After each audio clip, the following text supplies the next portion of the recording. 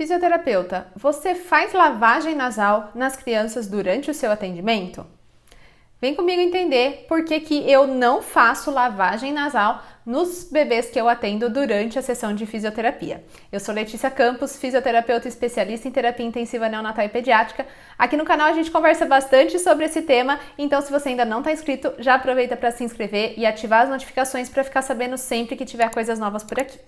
Bom, muito é discutido sobre a lavagem nasal e eu tenho vários vídeos aqui no canal que eu falo sobre esse tema, porque de uns anos para cá, né, principalmente depois da pandemia, pelo grande número de casos de bronquiolite que nós temos tido ultimamente, mesmo fora da sazonalidade, mesmo fora daquele período de abril a agosto, que é quando a gente tem maior número de casos de bronquiolite, mesmo em meses atípicos como janeiro, dezembro, a gente tem vários casos de bronquiolite e muito é falado sobre a lavagem nasal, para diminuir a secreção nasal e muitas vezes para prevenir infecções do sistema respiratório.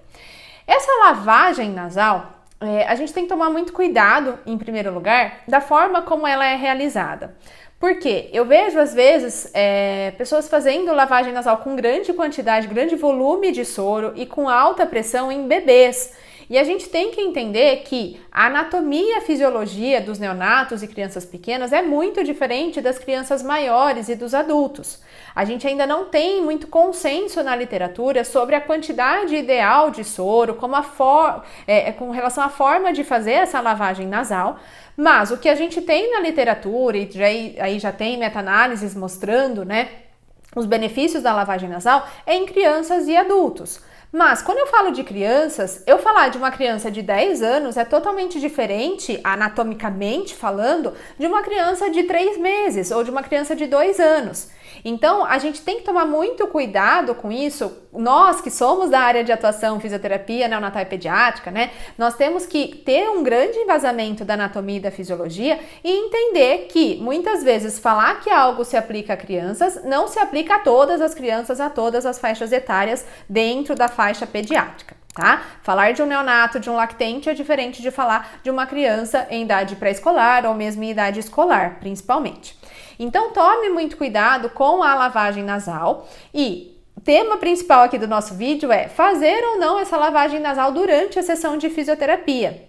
Eu, Letícia, não faço lavagem nasal. O que eu faço muitas vezes é orientar os pais, os cuidadores, a como fazer essa lavagem nasal da forma mais segura possível, com baixo volume, com baixa pressão, para a gente evitar complicações relacionadas a essa lavagem nasal, principalmente na população de crianças menores, nos bebês, nos lactentes, porque a gente ainda não tem muito consenso na literatura para essa faixa etária. Nada de usar 20 ml de soro em bebês, pelo amor de Deus. Então a gente vai ensinar os pais a fazerem de forma mais segura, até 1 ano de idade, recomendado geralmente é até 2 ml de soro em cada narina, então nada de fazer aquele super jato de um lado para sair do outro. Muitas vezes a criança não tem nem controle de cervical e fazem essa lavagem nasal, está associada a risco sim, tá?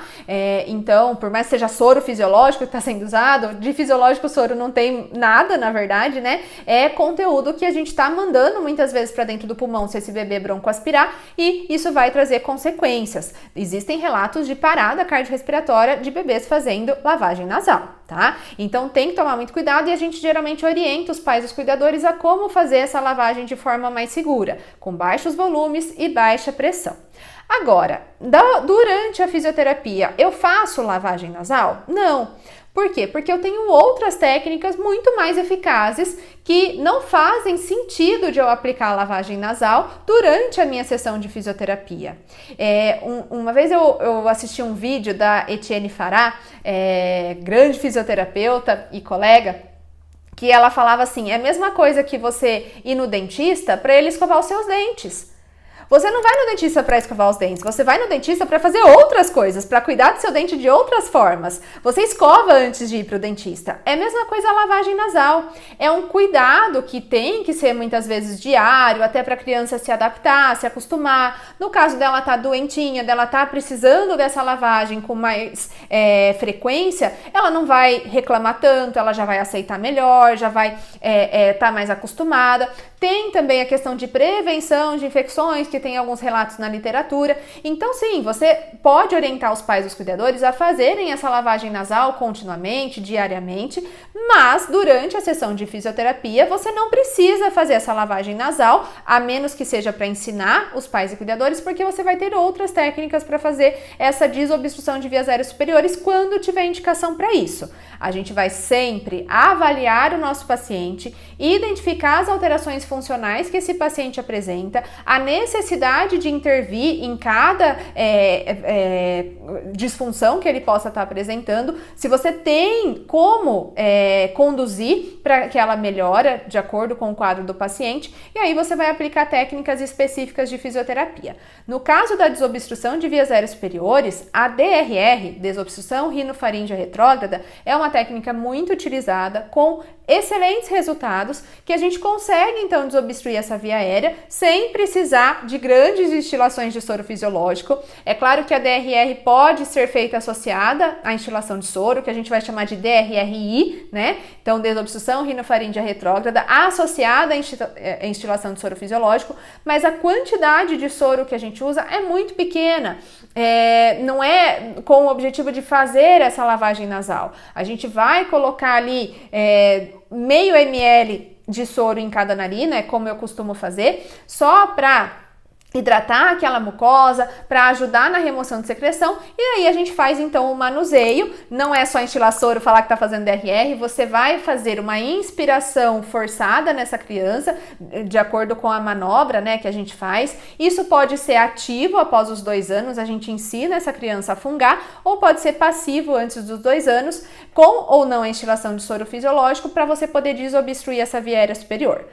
Tem indicação de aspiração? Depende, geralmente, muito geralmente não, a menos que você esteja em uma situação de emergência, que essa criança tem um desconforto respiratório muito importante e isso pode ser atribuído à obstrução de vias aéreas superiores. Aí muitas vezes a gente vai precisar aspirar para aliviar ali o paciente, né, conduzir essa situação de emergência de forma mais rápida, enfim, mas de um modo geral, pacientes ambulatoriais, domiciliares, a gente aspira muito, muito, muito raramente, se realmente tiver necessidade, realmente tiver indicação.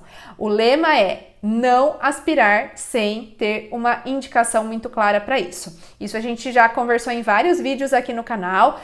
Isso eu tô falando tanto de aspiração de vias aéreas superiores, como também de aspiração de vias aéreas inferiores num paciente que tá com uma via aérea artificial ou não, mas paciente que tem tosse eficaz, pensando em remoção de secreção de vias aéreas inferiores, se ele tem uma tosse eficaz, a gente não vai aspirar. E pensando em vias aéreas superiores, se o paciente tem condição de fazer DRR, não tem uma contraindicação absoluta e a gente não está numa situação de emergência, muitas vezes a gente vai fazer a DRR e não ter necessidade de aspiração, tá? Muitas, assim, grande maioria eu diria, tá certo?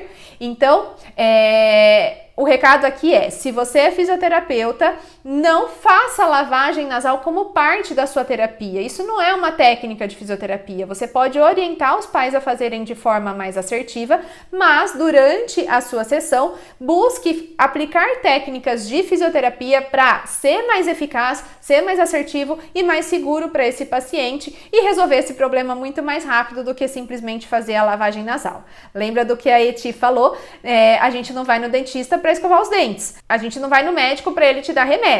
A gente faz todo esse cuidado em casa. Lá, na sessão, é para a gente fazer de forma mais assertiva por meio das técnicas de fisioterapia descritas na literatura, sempre fazendo prática baseada em evidência, tá certo? Não esquece de deixar aqui o seu like se você gostou e eu te vejo na próxima. Até mais!